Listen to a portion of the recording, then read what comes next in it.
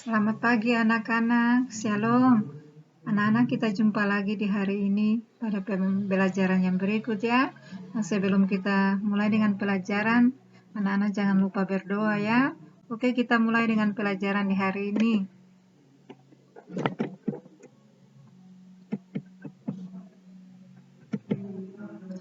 Tema 1, organ gerak hewan dan manusia. Subtema 2, manusia dan lingkungannya. Materi pokok nilai-nilai yang terkandung dalam sila Pancasila. Sikap Pancasila dalam kehidupan. Nah, anak-anak lihat gambar yang ada, kemudian Pancasila menjadi pandangan hidup bangsa Indonesia. Maka dari itu perilaku dan sikap masyarakatnya haruslah mencerminkan nilai-nilai luhur Pancasila. Meskipun demikian, sering kita jumpai dalam kehidupan sehari-hari perilaku orang-orang sekitar kita yang tidak mencerminkan nilai-nilai Pancasila.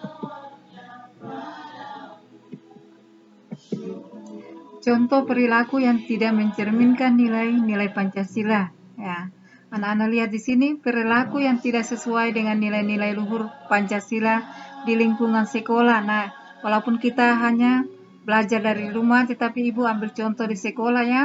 Nah, perilaku yang tidak sesuai dengan nilai-nilai luhur Pancasila, memilih teman yang hanya kaya saja, tidak mau meminjamkan peralatan sekolah kepada teman yang tidak membawa, menyontek pekerjaan teman, berkelahi atau tawuran, sering mengejek teman, tidak mau mengikuti upacara bendera. Nah, anak-anak perhatikan di sini bahwa perilaku yang tidak sesuai dengan nilai-nilai seperti penjelasan di bawah ini, kita tidak boleh, anak-anak tidak boleh mengikutinya ya, karena perilaku ini tidak sesuai dengan nilai-nilai luhur dari Pancasila. Jadi anak-anak tidak boleh melakukan ini ya.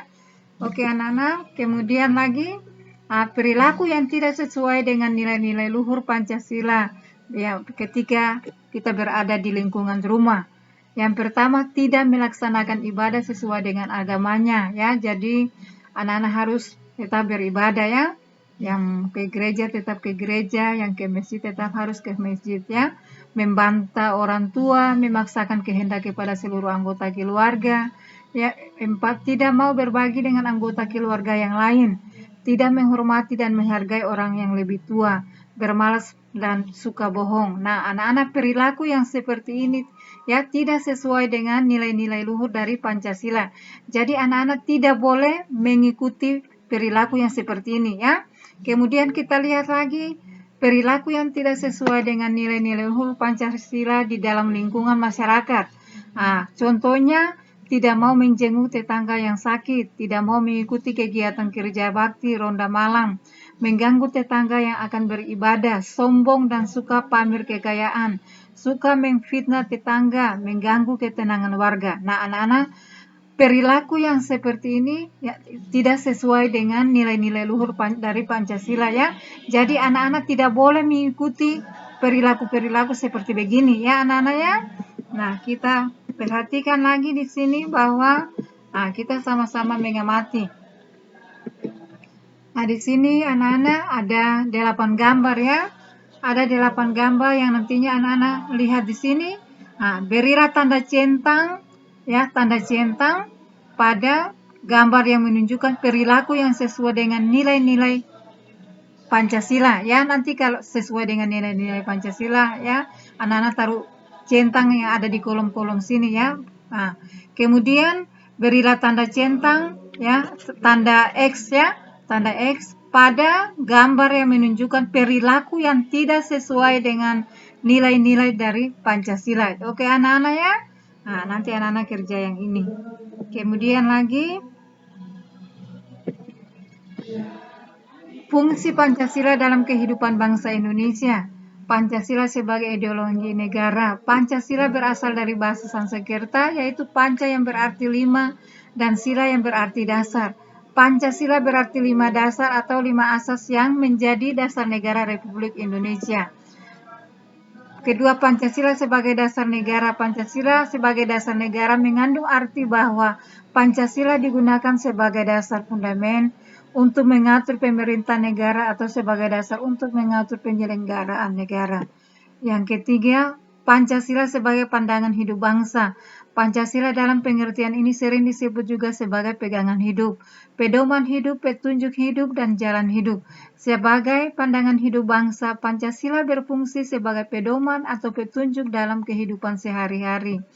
Yang keempat, Pancasila sebagai kepribadian bangsa. Ini berarti sebagai halnya bendera merah putih sebagai ciri khas bangsa atau negara Indonesia yang membedakan dengan bangsa atau negara lain. Pancasila juga merupakan ciri khas bangsa Indonesia yang tercermin dalam sikap, tingkah laku, dan perbuatan yang senantiasa selaras, serasi, dan seimbang sesuai dengan nilai-nilai Pancasila itu sendiri. Nah, anak-anak, contoh sikap yang mencerminkan nilai-nilai Pancasila, ya, nilai ketuhanan yang Maha Esa, selalu tertib dalam menjalankan ibadah, tidak berbohong kepada guru dan teman, bersyukur kepada Tuhan karena memiliki keluarga yang menyayanginya. Ya, contoh yang kedua, nilai kemanusiaan yang adil dan beradab, menolong teman yang sedang kesusahan, tidak membeda-bedakan dalam memilih teman, mau mengajari teman yang belum paham dengan pelajaran tertentu.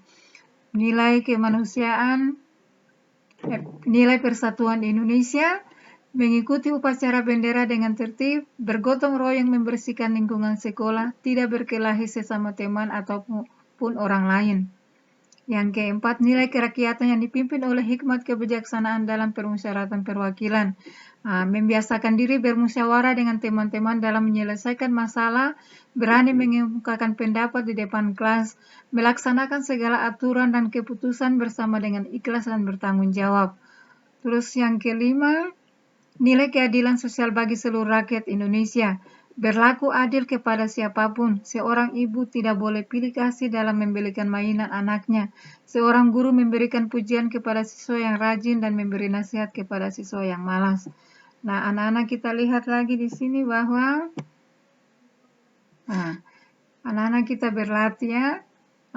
Di sini ada, pasangkanlah dengan garis antara pernyataan yang mencerminkan pengamalan nilai-nilai Pancasila dengan sila-sila Pancasila yang sesuai. Nah, anak-anak lihat di sini. Nah, di sini ada sila pertama sampai kepada sila yang kelima. Ada sila pertama sampai dengan sila yang kelima. Nah, di sini anak-anak lihat pernyataan yang ada di sebelah kanan sini ya. Pernyataan ini nanti anak-anak pasangkan, cocokkan ya. Kalimat-kalimat atau pernyataan-pernyataan ini sesuai dengan sila-sila yang dari sila pertama atau kedua, ketiga atau keempat atau kelima ya.